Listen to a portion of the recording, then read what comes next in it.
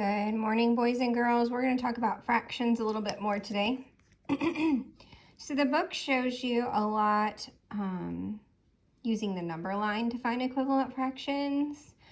So I'm going to show you how you can find a fraction on the number line. But mostly I think we should practice using equivalent fractions through multiplication because it's just faster, more efficient. And you don't have to draw everything out. You don't have to have a number line to find it. So here we go.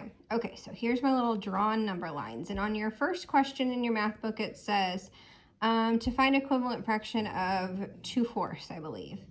So here is our number line, 0 and 1. And I have it broken up into 4 jumps. Here, let me show you. 1, 2, 3, 4. Okay, so any part of this becomes a fraction. My first jump is 1 out of how many pieces? 1, 2, 3, 4. My second jump, 1, 2, is 2 out of how many pieces? 1, 2, 3, 4. Remember, the pieces tells us goes on the bottom. It's the denominator. 1, 2, 3. And then our last one is technically 4/4. And if you have 4 pieces of chocolate out of a total of 4 pieces of chocolate, then you have all of the chocolate, which means you have 1 whole piece. So 4/4 equals 1. Okay. So in your book, I believe it says to find an equivalent fraction of 2/4. So in a second number line, I've done the same thing, but this time we're not divided into 4 jumps. We're divided into 8 jumps. 1, 2, 3, 4, 5, 6, 7, 8. And each one of these is equivalent to a fraction. 1, 2.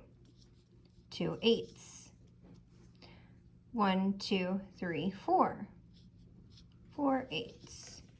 1, 2, 3, 4, 5, 6, 7. 7 eighths, and all the other ones in between. So 2/4 is the halfway point between 0 and 1. 4 eighths is the halfway point between between 0 and 8 eighths.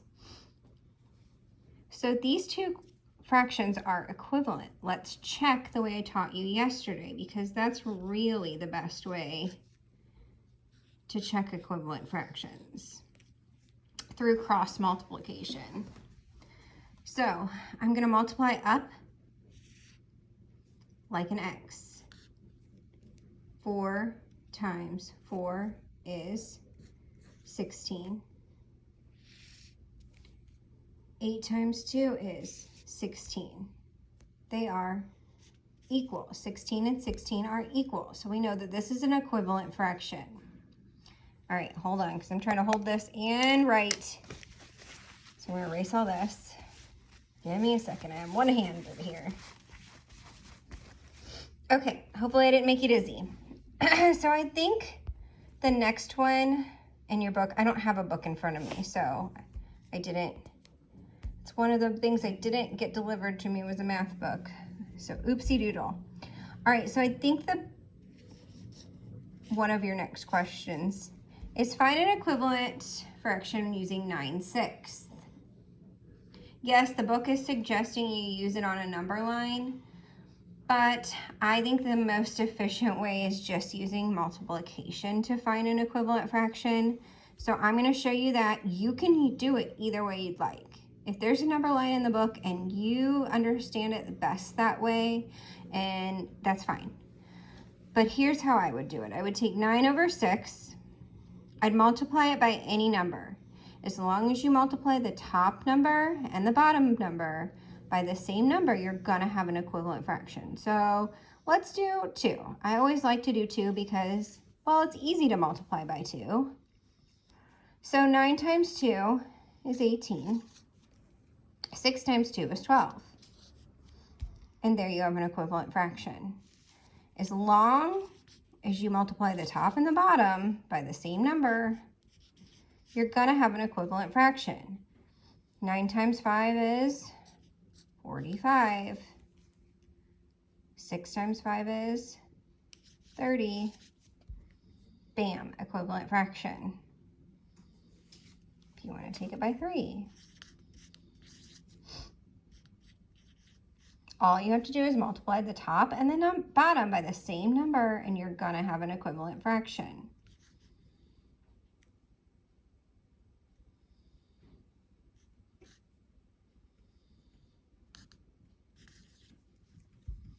Equivalent fraction. Okay, so let's do one more thing. I believe your book asks you to like compare a fraction to a bunch of other fractions. So I believe it says like compare 4/12 to a bunch of numbers, and I don't have that in front of me because I did look over your lesson on the computer and now my internet's down. So I'm gonna make it up. If it says compare 4/12 to 1/4,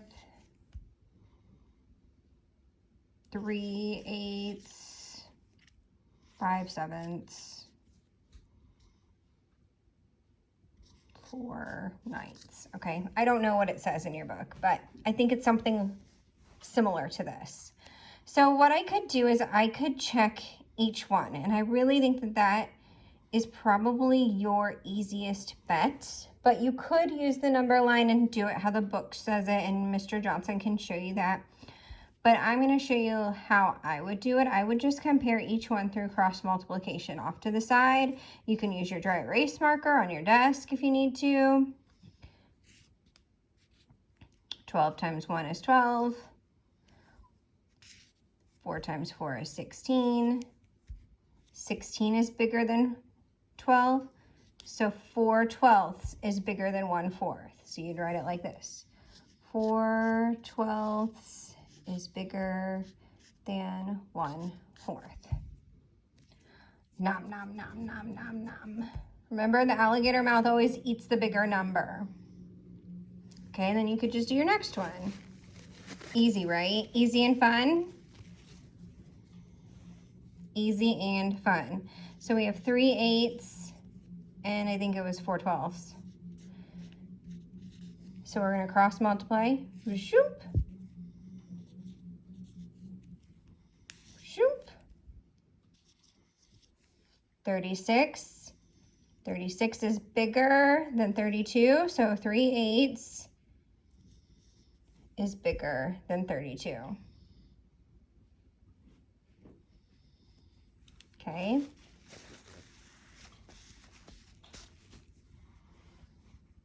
Let's see.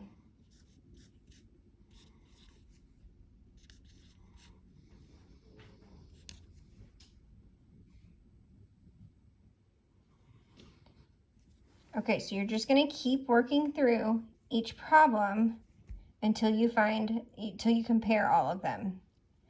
All right, I hope that was helpful. Mr. Johnson's still going to go through the whole lesson for you. This is just kind of like a pre-lesson lesson. All right, good luck. I miss you guys. I'll see you Monday. I can't wait to be back in the classroom with you. Bye.